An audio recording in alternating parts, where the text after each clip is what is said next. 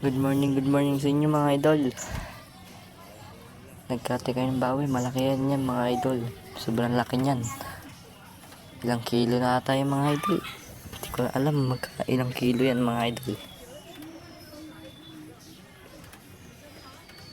Hati-hati kasi dyan eh. Tulog yung baboy, isang ampas ni kuya. Tulog yung baboy. Panoorin nyo po mga idol. Panoorin nyo po yung video. Isang ampas ni kuya mga idol, tulog ng baboy. Tingnan po mga idol. Yan na po, ampasin ni kuya na yan.